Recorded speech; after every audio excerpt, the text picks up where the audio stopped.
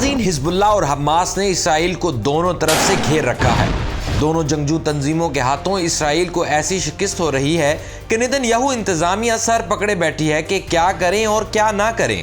کل کی ویڈیو میں ہم نے آپ کو بتایا تھا کہ اس حماس نے اسرائیل کے ہیڈ کوارٹرز کو نہ صرف نشانہ بنایا بلکہ 10 سے زائد فوجیوں کو بھی ہلاک کر دیا۔ اب تازہ ترین کارروائی میں لبنانی ملیشیا حزب اللہ نے اسرائیل کو بیک فٹ پر دھکیل دیا ہے۔ حزب اللہ نے نہ صرف ایک اور اسرائیلی فوجی ہیڈ کوارٹرز کو ملیہ میٹ کر دیا بلکہ اسرائیلی فوج پر ایک ساتھ کئی مقامات پر حملے کیے۔ آپریشن طوفان الاقصی کے بعد جب سے حزب اللہ اور اسرائیل کے درمیان کشیدگی بڑھی، اس وقت سے اب تک اسے سب سے بڑا حملہ قرار دیا جا رہا ہے۔ ایرانی نیوز ایجنسی ارنا کی جانب سے دعویٰ کیا گیا ہے کہ حزب اللہ نے گولان کی پہاڑیوں کے مقبوضہ علاقے میں قائم اسرائیلی فورسز کے فوجی اڈے کو میزائل حملے میں تباہ کر دیا، جبکہ اسب الجلیل نامی علاقے میں قائم صہیونی فورسز کے ملٹری بیس پر راکٹوں کی بارش کر دی۔ حزب اللہ ترجمان یحییٰ سری نے اپنے بیان میں کہا کہ ہمارے جنگجوؤں نے گولان بریگیڈ کے کمانڈ ہیڈ کوارٹرز اور اس کے ایئر ڈیفنس سینٹر پر 100 میزائل داغے۔ اسی طرح کفر شعبہ کی پہاڑیوں پر بھی صہیونی فوج کے المرسا اڈے پر راکٹ فائر کیے، جس سے بڑے پیمانے پر جانی نقصان ہوا۔ حزب اللہ نے کریات شمونہ میں اسرائیلی فوجی بریگیڈ کو ایرانی ساختہ فلک میزائلوں سے نشانہ بنایا۔ حزب اللہ کے جنگجوؤں نے مثلث اتحاد نامی علاقے میں بھی اسرائیلی فوج پر حملہ کیا، لیکن اس میں کوئی جانی نقصان نہیں ہوا کیونکہ حملے کے بعد صہیونی فوجی وہاں سے بھاگ گئے۔ حزب اللہ کی جانب سے یہ حملے اسرائیلی فوج کے حملے کے جواب میں کیے گئے ہیں، جس میں صہیونی فورسز نے حزب کے اہم ترین کمانڈر کو نشانہ بنایا تھا۔ گزشتہ روز اسرائیلی فوج نے مشرقی لبنان کے شہر بیلبیک میں واقع قصبے کی سڑک پر ایک تیز رفتار گاڑی پر میزائل حملہ کیا۔ ابتدا میں لبنانی میڈیا نے صرف اسرائیلی حملے کی خبر دی، جس میں ایک شہری کے جاں بحق اور ایک زخمی ہونے کی اطلاع دی گئی تھی، لیکن جب بعد میں پولیس اور ریسکیو حکام نے لاشیں اسپتال منتقل کی تو پھر مرنے والے شخص کی شناخت حزب کمانڈر کے طور پر کی گئی۔ العربیہ نے اپنی رپورٹ میں بتایا کہ اسرائیل نے ڈرون کے ذریعے تیز رفتار کار کو 2 میزائلوں سے نشانہ بنایا۔ اس حملے میں حزب اللہ کے میزائلوں کے شعبے میں کام کرنے والے میسم العطار نامی فوجی کمانڈر مارے گئے۔ یہ حملے اسرائیل کے ساتھ جنوبی لبنان کی سرحد سے تقریباً 100 کلومیٹر کے فاصلے پر کیا گیا۔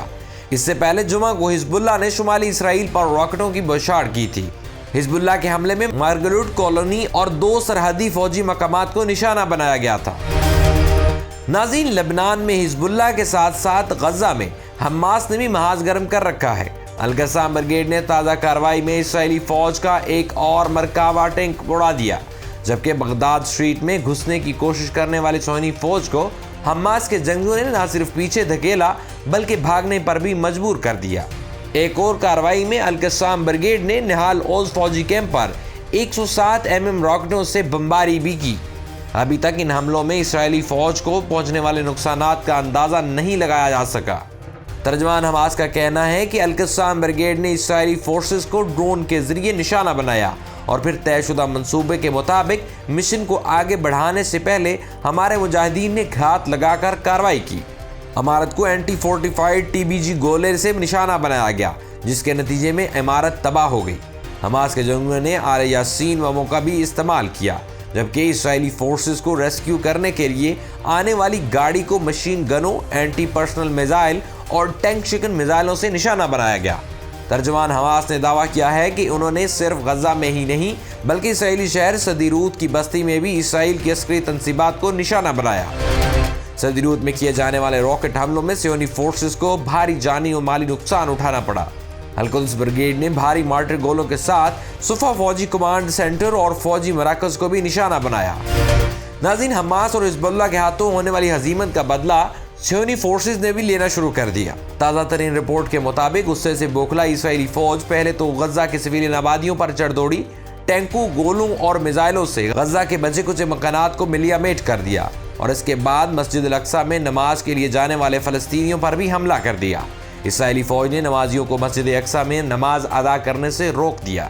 مسجد اقصی جانے کی اجازت نہ ملنے پر سینکڑوں فلسطینیوں کو تپتی دوپہر میں جھلسا دینے والی گرمی میں نماز ظہر باب اسبات کے قریب اور مقبوضہ بیت المقدس کی گلیوں میں ادا کرنی پڑی۔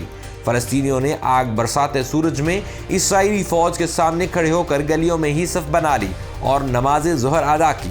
मस्जिद के बाहर नमाज अदा करना भी इसराइली फौज को नागवार गुजरा और सेहूनी फौजियों ने खवातीन, बच्चों और बुजुर्गों समेत नमाजियों पर धावा बोल दिया, जबरदस्ती गलियों से निकाल कर धकेला और मारा पीटा। यही वजूहात हैं कि जो गजा में इसराइली फौज और नेतन्याहू के खिलाफ अवामी गुस्से में इजाफा होता जा रहा है। अरब सहाफ़ी खालिद अबू मुगीरा ने ट्विटर पर इसराइली फौज के नमाजियों पर तशद्दुद की वीडियो शेयर करते हुए लिखा, जब आप किसी को उसके बुनियादी मजहबी अकायद पर अमल करने से रोकते हैं तो दरअसल इसे इश्तियाल अंगेजी पर उभारते हैं। यही वजह है कि मकामी लोग हमास की आंखें और कान बने हुए हैं। जैसे इसराइली फौजी गाड़ियां अपने हेडक्वार्टर से निकलती हैं, मकामी लोग जंगजुओं तक को इत्तला पहुंचा देते हैं। उनका कहना था कि वैसे तो गजा की पट्टी में हमास का अपना नेटवर्क भी मजबूत है, लेकिन इसराइली जारहाना इक़दामात ने अवाम में इतना गम गुस्सा और इश्तियाल पैदा कर दिया है कि वो भी इसराइली फौज की नफरत में रज़ाकाराना तौर पर हमास के लिए मुखबरी का काम करने लगे हैं। नाज़रीन, गजा के बाद लबनान का महाज छेड़ना नेतन्याहू के गले की हड्डी बन चुका है, क्योंकि दोनों जानिब से इसराइल को अभी तक मार पड़ रही है। आए रोज उसके फौजी मारे जा रहे हैं। गजा और लबनान से आने वाली लाशें नेतन्याहू पर दबाव बढ़ा रही हैं और फौजियों के लवाहकीन का गम और गुस्सा अब इश्तियाल बढ़ा रहा है। गुज़िश्ता शब भी इसराइल के दारुल हुकूमत तेल अवीव में हज़ारों लोग सड़कों पर निकल आए। मुजाहिरीन ने इसराइली वज़ीर आज़म नेतन्याहू से इस्तीफ़ा देने, नए इंतखाबात कराने और फौरी तौर पर जंगबंदी करने का मुतालबा किया। इसराइली मीडिया के मुताबिक मुजाहिरीन ने बाज़ मकामात पर आग लगाकर सड़क बंद कर दी, जबकि पुलिस ने मुजाहिरीन के खिलाफ ताकत का इस्तेमाल करते हुए मुतअद्दिद मुजाहिरीन को गिरफ्तार कर लिया। इसराइली चैनल 12 की फुटेज में देखा जा सकता है कि सेहूनी पुलिस ने अपने लोगों को भी ना बख्शा और एहतजाज करने वाले मुजाहिरीन पर चढ़ दौड़ी। पुलिस का मौक़िफ़ है कि मुजाहिरीन ने गैर कानूनी तौर पर सड़क को ब्लॉक किया, जिस पर इनके खिलाफ एक्शन लिया गया। दूसरी जानिब इसराइल हमास जंग के 9 माह मुकम्मल होने पर इसराइल में आज से एक हफ्ते के लिए हुकूमत मुखालिफ एहतजाज शुरू किया जा रहा है। हुकूमत मुखालिफ रहनुमा और जमातें एक हफ्ते तक मुसलसल चलने वाले उन मुजाहरों में गजा में जंग बंदी मुआहदे, इसराइली मुग़वियों की वापसी और नेतन्याहू हुकूमत के इस्तीफ़ा समेत नए इंतखाबात का मुतालबा करेंगे। चैनल 12 ने अपनी रिपोर्ट में कहा है कि नेतन्याहू की मुखालिफ कुव्वतों ने इस एहतजाजी तहरीक को हफ्ता मज़ाहमत का नाम दिया है। अब देखना यह है कि नेतन्याहू अपोजिशन की इस तहरीक मज़ाहमत का कितनी देर तक सामना करते हैं। या तो इन्हें इक़्तिदार छोड़ना पड़ेगा या फिर अपने ही लोगों के खिलाफ ताकत का इस्तेमाल करना होगा। अभी तक नेतन्याहू का ट्रैक रिकॉर्ड देखते हुए तो हरगिज़ नहीं लगता कि वो कुर्सी छोड़ने पर तैयार होंगे। अब देखते हैं कि गजा में मासूम लोगों का कत्लेआम कराने वाले शख्स क्या अपने लोगों पर भी टैंक चलाने और गोला बारूद बरसाने की इजाज़त देगा, या फिर अवामी समंदर, गरूर, तकब्बुर, अना, जिद, खुद परस्ती में मुब्तला नेतन्याहू को इसके हवारियों समेत बहा कर ले जाएगा। इस वक्त $1 मिलियन सवाल यह है कि अगर नेतन्याहू मुस्ताफ़ी भी हो जाते हैं तो क्या गजा और लबनान का महाज ठंडा होगा? क्योंकि कुछ गैर जानिबदार सहाफ़ियों और मुबस्सरीन का मानना है कि अगर इस वक्त नेतन्याहू इस्तीफ़ा दे देते हैं तो इससे हमास और हिज़्बुल्लाह के हौसले ना सिर्फ बुलंद होंगे बल्कि वो ये समझने में भी हक बजानिब होंगे कि नेतन्याहू को इक़्तिदार से उनकी वजह से हाथ धोने पड़े। चुनांचे दोनों तंजीमें मज़ीद शिद्दत और ज़ोर से इसराइल पर हमलावर होंगी। अमरीकी दिफाई तज्ज़ियाकार कहते हैं कि बाइडन इंतज़ामिया हर मुमकिन कोशिश करेगी कि नेतन्याहू की कुर्सी बरकरार रहे। अगर इसराइली वज़ीर आज़म नेतन्याहू को इस्तीफ़ा देना पड़ा तो रिपब्लिकन सदारती उम्मीदवार डोनाल्ड ट्रंप इंतखाबी मुहिम के दौरान आसमान सर पर उठा लेंगे। वैसे भी पहले सदारती मुबाहिसे में डोनाल्ड ट्रंप ने सदर जो बाइडन को चारों शाने चित कर दिया था।